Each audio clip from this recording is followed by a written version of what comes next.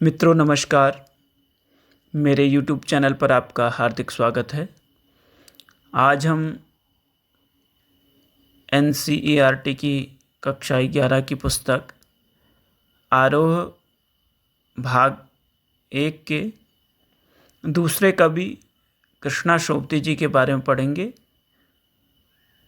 और मियां नसरुद्दीन शीर्षक से उनके इस पाठ के बारे में भी जानेंगे।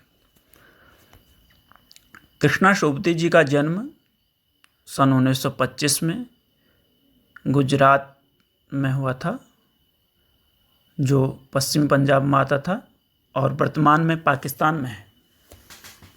इनकी मृत्यु 25 जनवरी 2019 में हुई। इनकी प्रमुख रचनाओं की बात करते हैं तो उसमें जिंदगी नामा, जिसका प्रकाशन वर्ष 1979 है, दिलो दानिश, जिसका प्रकाशन वर्ष 1993 है, ए लड़की, समय सरगम, ये इनके मुख्य उपन्यास हैं।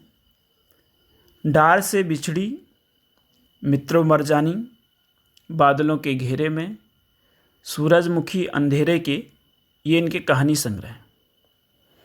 हम हंस मत, शब्दों के आलोक में, ये इनके शब्द चित्र संस्मरण हैं।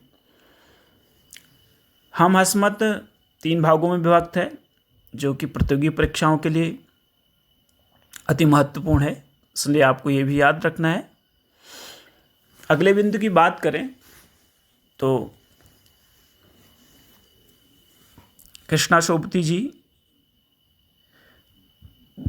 का नाम भारत पाकिस्तान पर जिन लेखकों ने हिंदी में कालजयी रचना लिखी, उनमें इनका नाम पहली कतार में रखा गया है। जो मियां नसरुद्दीन शब्द चित्र है, यह हम हसमत नामक संग्रह से लिया गया है। कृष्णा सोबती जी मुख्यतः हिंदी आख्यायिका, जिसे फिक्शन भी कहते हैं, की लेखिका थी। अगले बिंदु को देखें तो कृष्णा सोबती को 1980 में साहित्य अकादमी तथा 1996 में साहित्य अकादमी अध्येता वृत्ति से सम्मानित किया गया है। ये भी महत्वपूर्ण है। कृष्णा सोबती जी को साहित्य अकादमी पुरस्कार कब मिला, तो यह मिला 1980 में। 2017 में इन्हें भारतीय साहित्य के सर्वोच्च सम्मान ज्ञानपीठ पुरस्कार से सम्मानित किया गया। यह भी महत्वपूर्ण है। तो साहित्य ज्ञानपीठ पुरस्कार इनको कब दिया गया? 2017 में। अगले बिंदु को देखते हैं। कृष्णा सोबती जी मुख्यतः कहानी लेखिका हैं और जो इनकी कहानियाँ हैं वो बादल के घेरे 1980 नामक संग्रह में संकलित हैं। ये भी महत्वपूर्ण है। कृष्णा सोबती की सिक्का बदल गया भारत पाक विभाजन के दर्द को उकेरने वाली कहानी है। ये भी अति महत्वपूर्ण है। ये प्रतियोगी परीक्षाओं में पूछा जा सकता है कि कौन सा ऐसा कहानी संग्रह है या कहानी है जिसमें भारत पाक विभाजन के दर्द को बताया गया है, तो वह है सिक्का बदल गया। अगले बिंदु को देखते हैं। भारत पाकिस्तान पर जिन लेखकों ने हिंदी में कालजयी रचना लिखी, वो एक तो कृष्णा सोबती जी थी, उनके अलावा भी अन्य लेखक हुए हैं। तो ये भी कई बार प्रतियोगी परीक्षाओं में पूछा जाता है, तो ये भी आपको याद रखना है। जो कवि हुए यशपाल का जो रचना है वो है झूठा सच। राही मासूम रज्जा, उनका आधा गांव, और भीष्म साहनी का तमस, ये प्रमुख हैं जिसमें भारत पाकिस्तान के बारे में कहा गया है। अब हम देखते हैं कि जो इस पाठ का शीर्षक है मियाँ नसरुद्दीन, तो उस पाठ में के बारे में कुछ देखते हैं।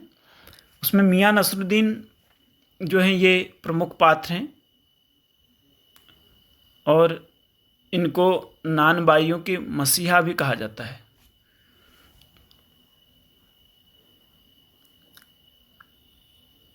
ये अनेक प्रकार की रोटियां बनाने जानते थे। उनमें प्रमुख रूप से बाकर खानी, सीरमाल, ताफ्तान, बेसनी, खमीरी, रुमाली, गाव, दीदा, गांजेबान और तुनकी। जो तुनकी रोटी होती थी ये पापड़ से भी ज़्यादा महीन होती है, ये भी कई बार पूछा जा सकता है। अब कुछ शब्दार्थों को देखते हैं, ये भी परीक्षा के लिए महत्वपूर्ण है। पहला शब्द है नानबाई। नानबाई उसे कहा जाता है जो तरह तरह की रोटी बनाने का हुनरमंद जो होता है उसे नानबाई कहा जाता है। दूसरा शब्द है अखबार नवीस, ये पत्रकार के लिए कहा गया है। तीसरा शब्द है इल्म, इसका अर्थ होता है जानकारी, ज्ञान या विद्या।